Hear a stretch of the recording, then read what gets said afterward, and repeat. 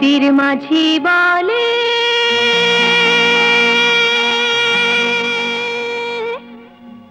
এসো নবীন,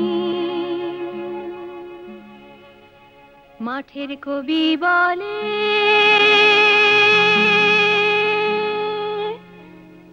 এসো নবীন। দেখেছি দূরে ওই সোনালি দিন, দেখেছি দূরে ওই সোনালি দিন। প্রিয় দর্শক, শুভেচ্ছা সবাইকে। আমন্ত্রণ জানাচ্ছি কৃষি, খামার ও উন্নয়নমূলক অনুষ্ঠান পেট্রোক্যাম্প সোনালি দিনে। আমাদের বাংলাদেশের কৃষি যে কত বৈচিত্র্যপূর্ণ, মাঠে আসলে সেটা বোঝা যায়। এই যে এখন শীতকাল, আমাদের কিছুদিন আগেই কিন্তু এই জায়গাগুলিতে প্লাবিত ছিল, আবার কিছু কিছু জায়গায় এই সময় কিন্তু আমন ধান ছিল।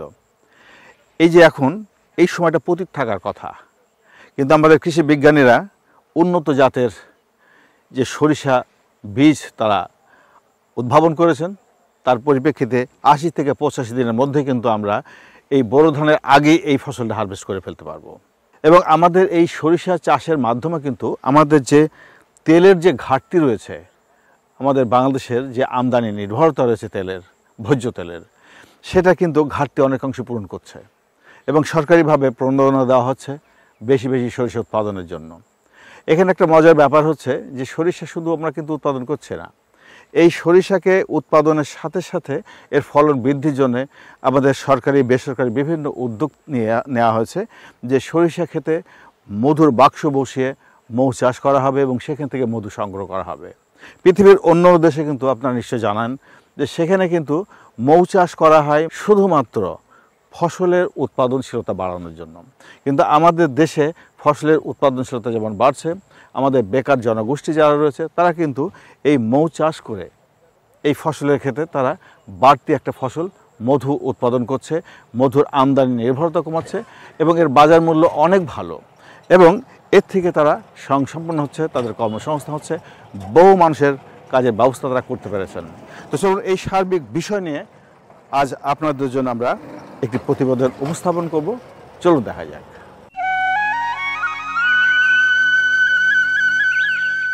বিস্তীর্ণ সরিষার ক্ষেত,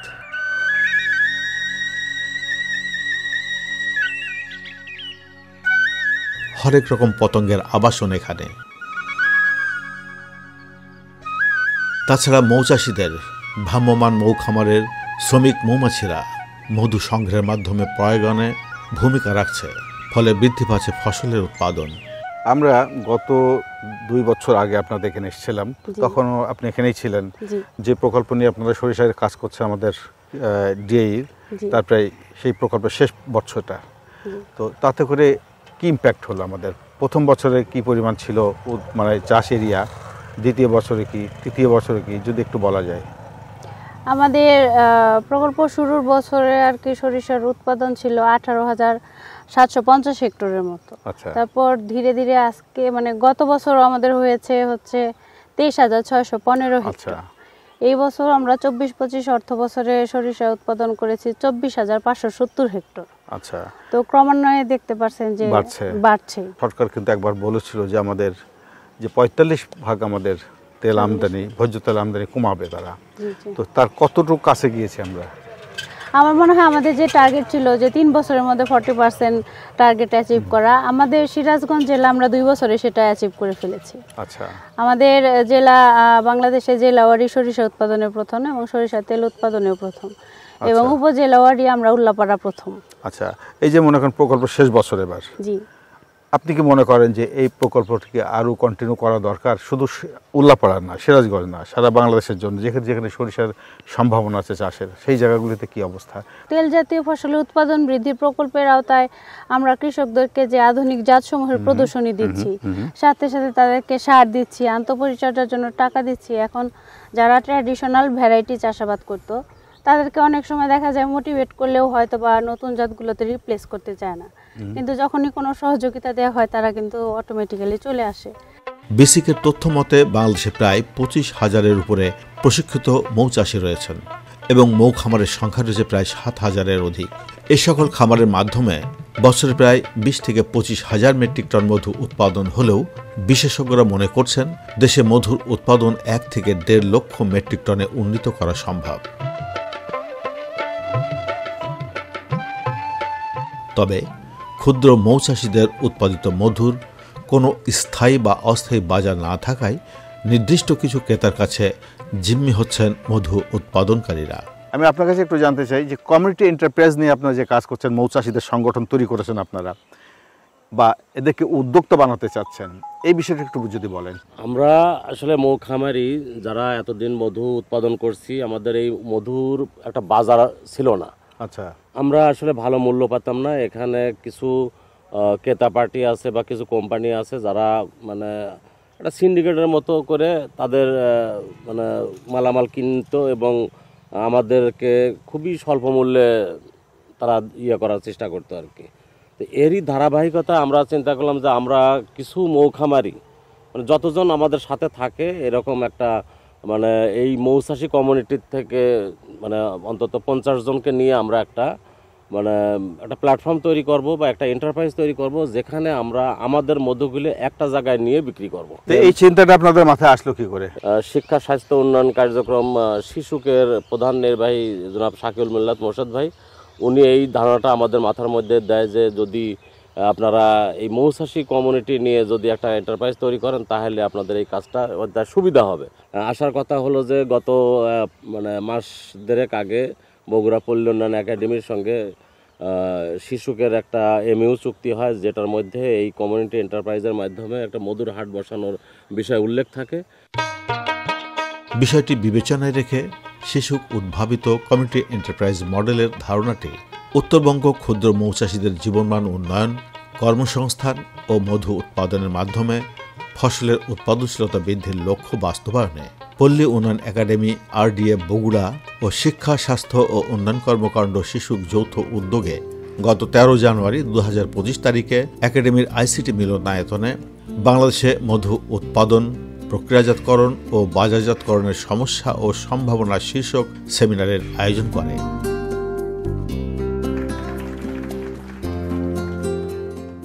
সেমিনারে প্রধান অতিথি হিসেবে উপস্থিত ছিলেন ডক্টর AKM অলিউল্লাহ, মহাপরিচালক ও অতিরিক্ত সচিব, পল্লী উন্নয়ন একাডেমি বগুড়া। বিশেষ অতিথি ছিলেন অতিরিক্ত মহাপরিচালক ডক্টর আব্দুল আল মামুন। এছাড়া বিভিন্ন বিশ্ববিদ্যালয়ের শিক্ষক, ছাত্রছাত্রী ও দেশের বিভিন্ন প্রান্ত থেকে আগত মৌচাষী, মৌ প্রসেসিং কোম্পানির প্রতিনিধি ও মধু রপ্তানিকারক প্রতিষ্ঠান। অনুষ্ঠানে মূল প্রবন্ধ উপস্থাপন করেন শাকিউল মিল্লাত মোর্শেদ, নির্বাহী পরিচালক শিশু। সেমিনারে মৌচাষীদের সুরক্ষা আইন, উন্নত ব্রিডিং ল্যাবরেটরি স্থাপন, নিরাপদ মধু উৎপাদন ও উন্নত বাজার ব্যবস্থাপনা নিশ্চিত করা সহ বিভিন্ন বিষয়ে আলোচনা ও সিদ্ধান্ত গৃহীত হয়।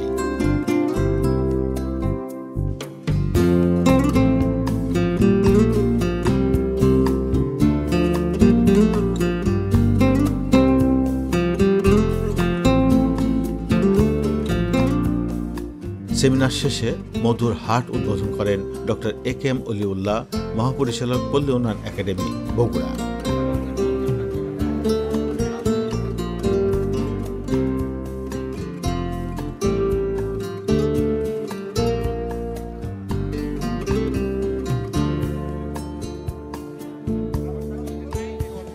বাংলাদেশে বিভিন্ন ধরনের হাট আছে। আমরা কিন্তু গরুর হাট দেখেছি, গাড়ি ঘোড়ার হাটও দেখেছি, সবজির হাট আছে, সব পাইকারি হাট।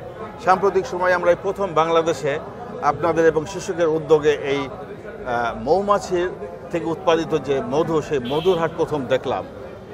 এটা একটা অভাবনীয় একটা সফলতার দিকে যাবে আমরা আশা করছি। তো এটার ইম্প্যাক্ট কী হবে এটা আপনার কাছে জানতে চাচ্ছি আমরা। এই মধু মার্কেটের ইম্প্যাক্টটা হচ্ছে এখানে যারা বিক্রি করবে তারা সহজে এখানে নিয়ে আসতে পারবে, সহজে বিক্রি করতে পারবে।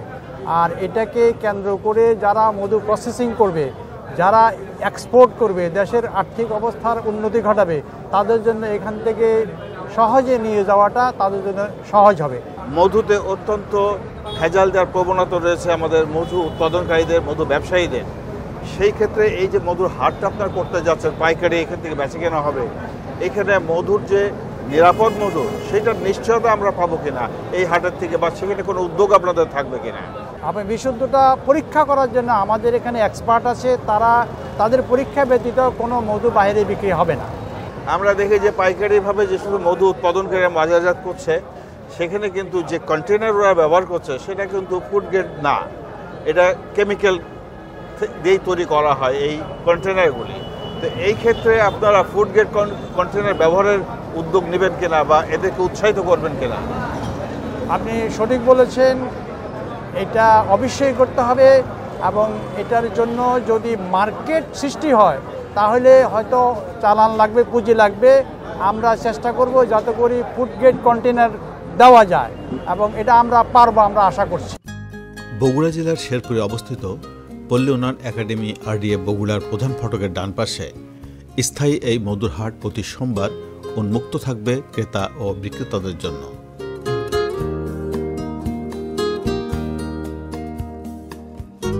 মধু হাট করার একটা প্রেক্ষাপট আছে, সেই প্রেক্ষাপটটা জানতে চাই। কোন প্রেক্ষাপটে আপনাদের মনে হলো যে মধুর একটা পাইকারি বাজার সৃষ্টি করা খুব দরকার?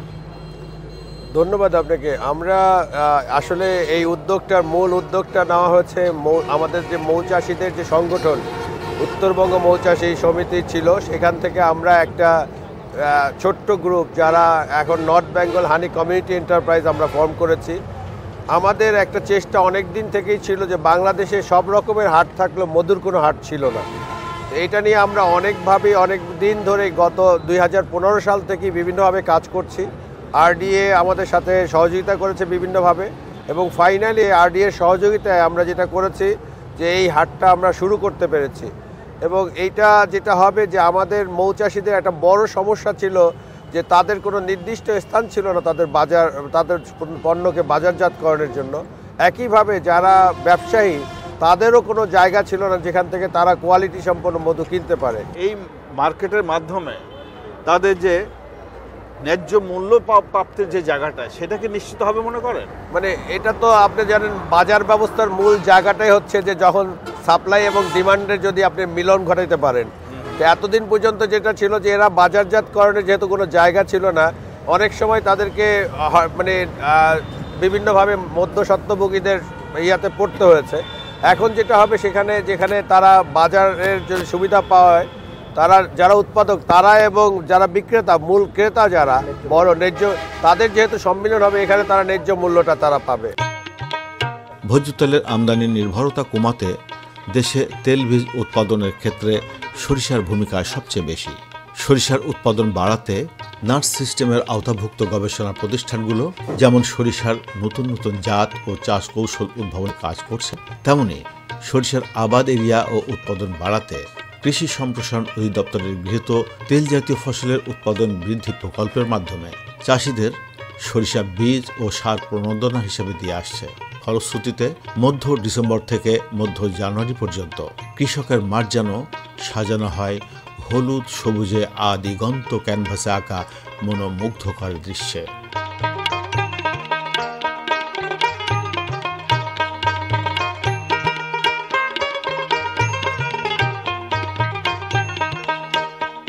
বৈজ্ঞানিক ব্যাখ্যাটা কি যে আসলে আমার তো সরিষাকেও বাঁচাইতে হবে, জি, আমাকে মৌমাছিকেও বাঁচাইতে হবে, কারণ সরিষার ফলন যদি নষ্ট হয়ে যায়, অসুখ বিসুখ আক্রান্ত, আমাকে ওষুধ দিতে হবে। তো সেই ক্ষেত্রে আপনাদের সাজেশন কি কৃষকদের জন্য? তো আমাদের যেমন ধরেন শৈত্যপ্রবাহ কিংবা ওয়েদার খারাপ হলে এটা অ্যাডভান্স যদি তারা ছত্রাকনাশক স্প্রে করে, তাহলে সরিষার যে ক্ষতিটা হওয়ার সম্ভাবনা সেটা একেবারেই থাকে না। আর কীটনাশক স্প্রের ব্যাপারে আমাদের নির্দেশনা একদম ডিলার পর্যায় থেকে শুরু করে কৃষকদের মাধ্যমে আমরা মাইকিং করেছি মৌসুমের প্রথমেই, যাতে তারা 10টা থেকে 4টা পর্যন্ত না করে আর কি। এই সময়টাতে সাধারণত মৌমাছিরা বিচরণ করে ঘরে ফিরে চলে যায়। আর এমনিতেই নর্মালি হচ্ছে ছত্রাকনাশক কীটনাশক স্প্রে করার নিয়মই হচ্ছে বিকেলবেলা। তো আমরা কৃষকদেরকে ওইটাই আরো জোরদারভাবে আর কি মনিটরিং করি, যাতে তারা এই সময়ের মধ্যে বাউন্ড থাকে। সানশাইন যখন থাকে তখন কীটনাশক বলেন আর ছত্রাকনাশক স্প্রে করা বলেন, এটা কৃষকেরই ক্ষতি, পাশাপাশি আবার মৌমাছিগুলোরও ক্ষতি হচ্ছে। তো আমরা এই ব্যাপারে ডিলারদেরকেও যেরকম মৌসুমের প্রথমে অ্যালার্ট করেছি, এবং আমরা মাইকিং করেও সবাইকে একটু সচেতন করার কাজটা করেছি। এই যে মৌ চাষ যে হচ্ছে, মৌমাছি যখন খামারে এই সমস্ত মাঠে দেওয়া হচ্ছে, এতে কি এই যে পলিনেশন হয়ে আসলে কি উৎপাদন বাড়ছে? জি, তা তো অবশ্যই। আচ্ছা, যদি হয়ে থাকে তাহলে পরে আমরা কিন্তু দেখছি যে এই মাঠে একটা বাক্স দেওয়া আছে, একটা গ্রুপ আছে, এর আশেপাশে কিন্তু অনেক ক্ষেত আছে, সেগুলি কিন্তু আমরা আবার দেখলাম না। না, আবার ওইদিকে দূরেও আছে। এখানে কিছুটা ব্যাপার হচ্ছে, ধরেন চলন বিলের যে বিস্তৃত এরিয়া, অনেক সময় হচ্ছে অনেক মৌচাষিরাই হচ্ছে একটু ইনসিকিউর ফিল করে যে হয়তো বা রাত্রিবেলা কোনো প্রবলেম হতে পারে, কিন্তু আমাদের বরাবরই কিন্তু বলা থাকে এবং থানার ওসি মহোদয়কেও জানানো থাকে যে কোনো মৌচাষি কোনো প্রবলেম হলে একদম ফার্স্ট কলে যেন তাকে হেল্প করে। আর মৌচাষিরা সাধারণত দেখা যায় যে প্রথম বছর আসার পর কৃষকদের সঙ্গে খুব ইন্টিমেসি হয়ে যায়, যে যার জমিতে বসে তার জমিতে গিয়ে বসে, নতুন করে খুব কমই আর কি আসে। মৌচাষীদের জন্য কোনো প্রণোদনা কি আপনারা দিয়েছেন? তেল জাতীয় ফসলের উৎপাদন বৃদ্ধির প্রকল্পের আওতায় আমরা মৌচাষীদেরকে 2 অর্থ বছরে 30টি আধুনিক বক্স দিয়েছি। তারা যেরকম কাঠের বক্স, যে ট্র্যাডিশনাল যে বক্সগুলো ইউজ করে, ওটা অনেক ক্ষেত্রে কলোনির হাইজিন মেইনটেইন করা হয় না, কিন্তু প্রকল্প থেকে যে বক্সগুলো দেওয়া হয়েছে ওগুলো খুবই ভালো এবং খুবই উন্নত মানের। মধু উৎপাদনে মৌচাষীদের নানা ধরনের সমস্যার সম্মুখীন হতে হয়। আমাদের দেশে মধু সংগ্রহের অন্যতম উৎস সরিষার ফুল। ডিসেম্বর থেকে জানুয়ারি এই সময় প্রচণ্ড শীত থাকে। কনকনে শীতে মধুর বাক্স পাহারা দিতে ক্যাম্প করে রাত্রি যাপন করতে হয় মৌচাষীদের। দেশে মৌমাছির চিকিৎসায় এখনও প্রাতিষ্ঠানিক কার্যক্রম শুরু হয়নি। তাছাড়া নিয়ম বহির্ভূত কীটনাশক প্রয়োগ মধু উৎপাদনে বড় বাধা হয়ে দাঁড়িয়েছে। আমরা দেখলাম এই সরিষার ক্ষেতে কিন্তু এখনো কীটনাশক ছড়ানো হচ্ছে। এই কীটনাশক কি প্রয়োজন আছে এখন এই সরিষার, এই যে এখন ফুল শেষ, প্রায় ফল এসে যাচ্ছে, এতে করে ফসলের কোনো উপকার হচ্ছে কিনা, 1 নম্বর কথা। 2 নম্বর প্রশ্ন হচ্ছে যে এতে করে আপনারা যে মৌ চাষ করছেন, এই মৌমাছি তো মধু সংগ্রহ করে বেড়াচ্ছে মাঠে, মৌমাছির কোনো ক্ষতি হচ্ছে কিনা? স্যার, মৌমাছির তো নির্ঘাত যে কীটনাশকটা দিচ্ছে, এটার উপর দিয়ে যদি মৌমাছি উড়ে যায়, এর শরীরে নাকতে হবে না, ফুলে বসতে হবে না, মৌমাছিটা মারা যাবে। আচ্ছা, এমন মারাত্মক বিষ। আচ্ছা, এটা যদি ফুলে দেয় কোনো লাভ হবে না, বরঞ্চ ফুলের ক্ষতি হবে এবং ফসলের ক্ষতি হবে। আর এটা করতেছে কিন্তু অসাধু এক ধরনের ডিলার। আচ্ছা, তারা বিষ বেশি বিক্রি করলে তারা কমিশন পায়। আচ্ছা, আর এই কমিশনের লোভে কৃষক বুঝাচ্ছে যে এইটা দিলে তোমার ফলন বৃদ্ধি হবে এবং গাছ শক্তিশালী হবে, কিন্তু আদৌ কিন্তু তা না। কৃষি অফিসার এই যে মাঠ দিবস করতেছে, উঠান বৈঠক করতেছে, আমরা মাইকিং করছি পর্যন্ত, এই মাঠে কিন্তু অনেক মাইকিং করছি। আচ্ছা, মাইকিং করে কিন্তু এখন অনেকটাই নিয়ন্ত্রণ আসছিল, কিন্তু এই যে এবার দেখতেছি আবার কিছু শুরু হচ্ছে যে এটা ব্যাপক হারে। সকালে জাহাঙ্গীর ভাইয়ের সঙ্গে নিয়ে যখন আমরা আসি, উনি বলতেছে আমি সকাল 9টার থেকে বীজ দিচ্ছি। সকাল 9টার থেকে যদি ফুলে বীজ দেয় তাহলে তো ক্ষতি হলো। আপনার মৌচাষের সাথে সাথে আপনাদের এই যে ফলন বৃদ্ধিতে, সরিষার ফলন বৃদ্ধিতে আপনার এই মৌচাষ কতটুকু ভূমিকা রাখছে? স্যার, এটা ব্যাপক পরিমাণ ভূমিকা রাখছে মৌমাছি। আচ্ছা, এটা মৌমাছি যদি না থাকে, আপনি নিজেও জানেন যে মানুষ বাঁচবে বড় জোর 4 বছর। আর মৌমাছি ছাড়া কিন্তু আসলে পরাগায়নও হবে না, পরাগায়ন না হলে কিন্তু ফলনও হবে না। আমাদের যে ফসলের উৎপাদন বৃদ্ধির জন্য সরকার কিন্তু নানা ধরনের প্রায়োগিক গবেষণা করে আসছে। সেই গবেষণার মাধ্যমে কিন্তু আমাদের ফসলের উৎপাদনশীলতা বাড়ছে। আমাদের এই যে মৌচাষী ভাইরা, ওনাদের যে গবেষণা, এই যে ওনারা যে মৌ চাষ শুরু করেছেন, এর মাধ্যমে কিন্তু বলা হচ্ছে প্রায় 25 থেকে 30% ফলন বৃদ্ধি পাচ্ছে। তো এরা কিন্তু আমাদের বাংলাদেশের এই যে কৃষিতে যে অবদান রাখছে, এই অবদান কিন্তু আমরা খালি চোখ অতটা বুঝতে পারছি না। এখানে গভীরভাবে যদি আমরা দৃষ্টি না দিই, এইখানে যে বাক্সগুলি আপনারা দিয়েছেন, এই বাক্সগুলিতে আমরা বিভিন্ন জনের নাম দেখছি। উপজেলা কৃষির নাম দেখছি, একটা সরিষা উন্নয়ন প্রকল্পের নাম আছে, বাসা ফাউন্ডেশন, কেজিএফের নাম আছে, আমাদের ইক্ষু গবেষণার নাম আছে। এর মানে কি এই বাক্সগুলিতে নাম লেখা কেন? এই বাক্সগুলা পরীক্ষামূলক গবেষণামূলকই আমার কাছে আসে। আচ্ছা, এবং জাহাঙ্গীর ভাই নিজেও এই যে সুগার কপ গবেষণা ইনস্টিটিউট থেকে একটা বাক্স আমাদের দিছে, 6000 টাকাও দিছে, কিন্তু তারা আবার এটা পরীক্ষামূলক। তাহলে আমরা ধরে নিচ্ছি যে আমাদের বিভিন্ন গবেষণা প্রতিষ্ঠানগুলো, তারা এই মৌ থেকে যে মধু সংগ্রহ হয়, সে সংগ্রহ কত বেশি করা যায়, মৌমাছিগুলি কত সযত্নে রাখা যায়, কত ভালো পরিবেশ দেওয়া যায়, তাদের বাসস্থান সুন্দর করা যায়, সেই নিয়ে গবেষণা করছে আপনাদের মাধ্যমে, এবং সেই উপলক্ষে কিছু উপকরণ সহযোগিতা আপনাদের দিয়েছে। তার মানে সরকার চাচ্ছে যে আমাদের মৌচাষ বৃদ্ধি পাক, সরিষার আবাদ বৃদ্ধি পাক, এটাই বলতে চাচ্ছেন আপনারা? বিশেষজ্ঞরা বলছেন একটি শ্রমিক মৌমাছির জীবনকাল ৪৫ দিন।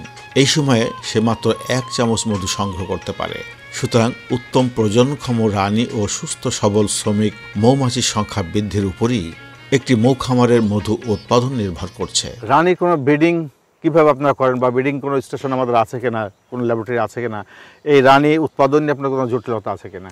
রানী আমরা আসলে উৎপাদন করতে পারি, কিন্তু ন্যাচারাল কিংবা গাপটিনের মাধ্যমে আমরা রানী উৎপাদন করি, কিন্তু আসলে এই রানী দিয়ে ভাই বোনের মিলন, এতে করে কিন্তু আসলে বংশবৃদ্ধি আসলে কমে যাচ্ছে বাংলাদেশে।